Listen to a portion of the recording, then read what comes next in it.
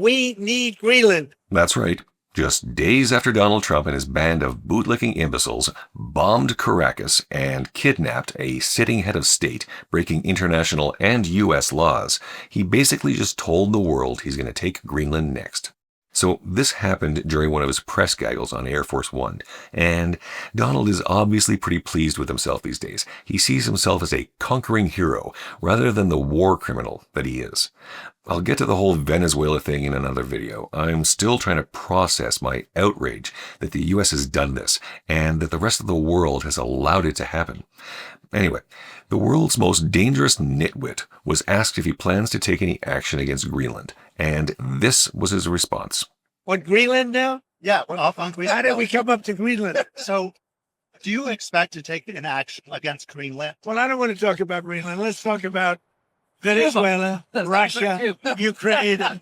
We'll worry about Greenland in about 2 months. I just want to point out, you've got Trump's tariff czar, Howard Lutnick, and the biggest bootlicker of all, Lindsey standing there beside Trump, and all three of them are giggling and laughing about this.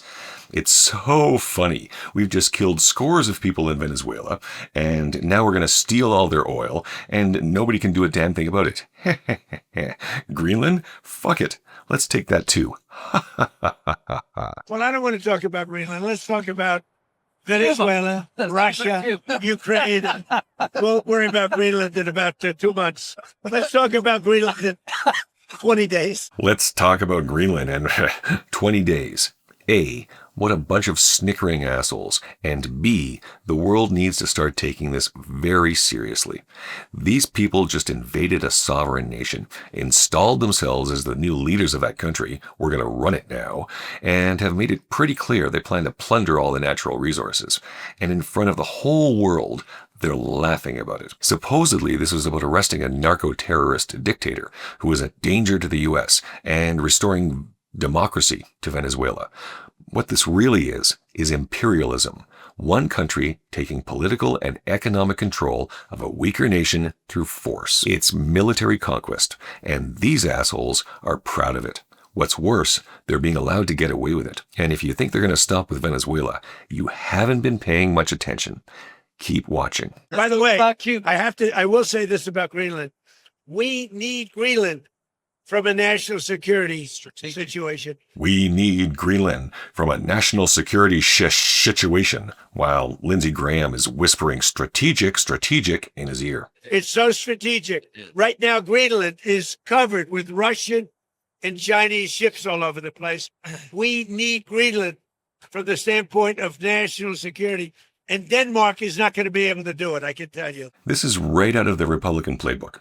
When things aren't going well in your own country, when you've fucked up your own nation's economy, you make up a security threat, wrap everything in an American flag so you can sell it to the American public and divert attention from your own ineptitude and scandals, and then go pillage and exploit a weaker country to enrich all your pals at Chevron or Exxon or Halliburton. Bush and Cheney and Rumsfeld did this with Iraq back in 2003.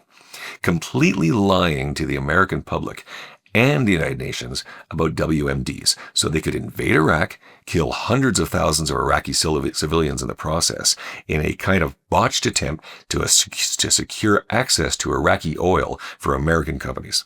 Oh, and yeah, the instability and destruction they left in their wake basically resulted in the creation of ISIS, and that's why this situation cannot be ignored. You know what Denmark did recently to boost up security in Greenland? They added one more dog sled. It's true. They thought that was a great move. What a dick. Insulting Denmark for absolutely no other reason than to confirm you're just an ignorant bully. Just an aside, Donald, Denmark consistently, every year, ranks in the top 2 or 3 best countries in the world to live in, across almost all the surveys. The United States rarely makes the top 20. So go dog sled yourself. What would the justification be for a claim to Greenland? Oh, I don't want to talk about Greenland now. I just say this. We need Greenland from the standpoint of national security. And the European Union needs us to have it. And they know that. Let's be clear here. This is a consistent pattern with Trump. This is no joke. This is legitimate. He's going to take Greenland. He's been planting the seeds of this since his first term. This is what he does. He drops little jokes or innuendo here and there, and everyone thinks he can't possibly be serious because it's so stupid.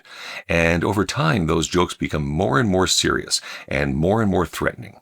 Then he sprinkles in some complete lies like narco-terrorists in the Caribbean, or eating cats in Minnesota, or security threats in Canada. There's an old rule of propaganda, often attributed to Joseph Goebbels, but practiced by almost every autocrat in history. If you repeat a lie often enough, people will believe it. The goal is to repeat the story until the public stops asking for evidence and starts accepting the invasion as inevitable. It's exactly what he did with Venezuela, and he's been wrapping up similar rhetoric about Mexico and Colombia and Cuba and Panama and Greenland and Canada for months now.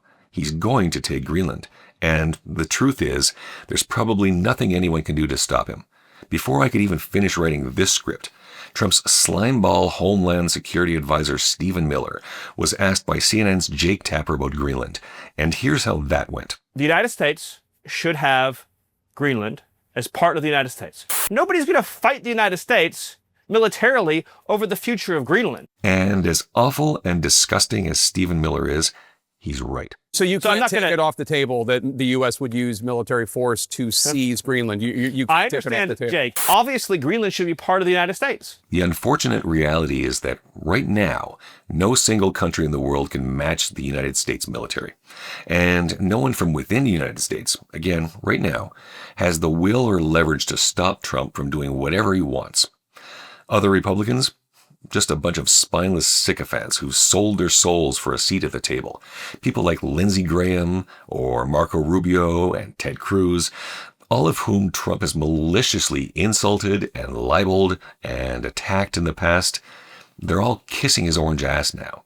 His MAGA base buys into whatever he tells them. If he said that Mother Teresa was a drug dealer who ate children, they'd immediately shout, "Lock her up." Most of them wouldn't even know she died almost 30 years ago. And the Democrats? Well, they're completely toothless and inept at this point. And frankly, their incompetence is what put Trump in the White House in the first place. And none of that even really matters. Trump has already proven that he doesn't give a shit about U.S. or international laws. At this point, he knows he can do pretty much anything he wants, and no one anywhere can stop him. He's going to take Greenland. Watch. And then, for the same reasons, oil and gas, rare earth minerals, freshwater reserves, enriching himself and his corporate buddies, and mostly just to say that he did, he's going to come after Canada as well. We are in a defining moment. The United States has put a self-serving wannabe dictator in charge, a madman who's bent on conquest to prove his own self-worth.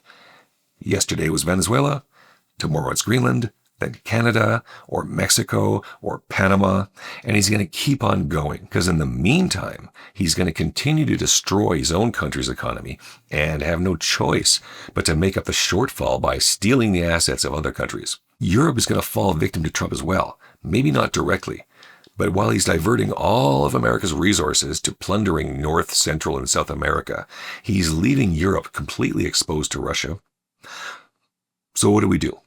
Because all the weak, timid condemnations from the world's leaders or the UN Security Council aren't going to make a damned difference. Trump is a bully, and bullies don't respond to weakness. In fact, it emboldens them. And all the finger-wagging in the world isn't going to make them rethink their life choices. You can't negotiate with a bully. They'll just keep stealing your lunch and shoving your face in the mud. The only way to deal with a bully is to get together with all the other kids and gang up on him. Kick the U.S. out of the NATO and rebuild it. Trump does nothing but whine and gripe about NATO anyway. So throw him out. Rename it if you have to. Make the IP4, Australia, Japan, New Zealand, and South Korea full members. Maybe invite Central and South American nations to join.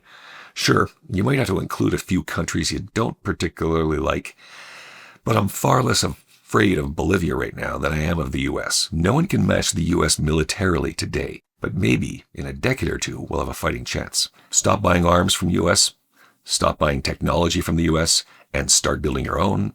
Stop enriching the very corporations who are profiting from Trump's global conquest. Across the board, we have to start putting massive economic pressure on the United States. It's the only thing that might get their attention. Stop traveling to the US, stop buying American-made products, and I know this is hard to do.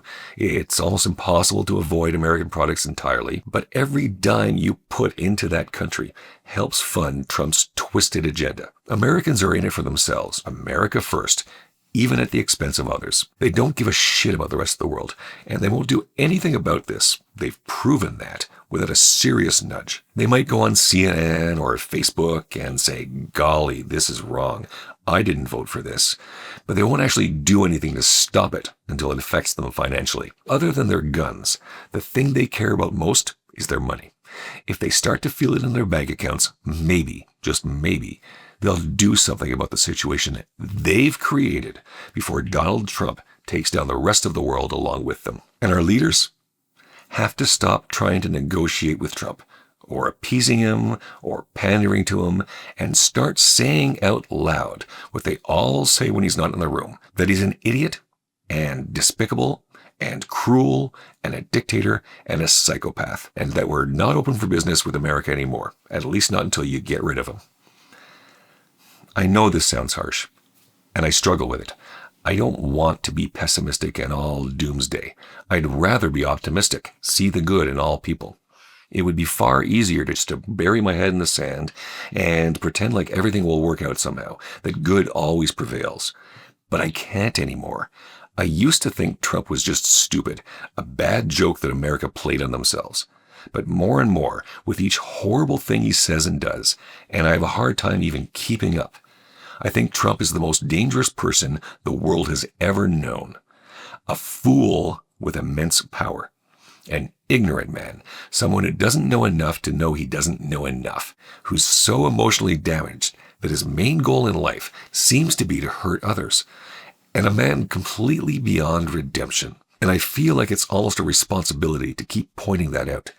As a Canadian, he terrifies me, and frankly, I'm disgusted with the US for giving him the keys to the castle. I don't want what he's selling. I don't want to be the 51st state. I don't want him running my country, and I'll be damned if I'm going to stay silent while he rolls over Canada and infects the rest of the world with his anti-immigrant, racist, divisive, self-serving, lie, cheat, steal, screw anyone and everyone over to get whatever he wants, my daddy never loved me, make America great again bullshit. The world has united against tyrants before. My country, Canada, stepped up both times. It's time for us all to meet the moment and show this tyrant that we're not going to put up with his destructive shit any longer.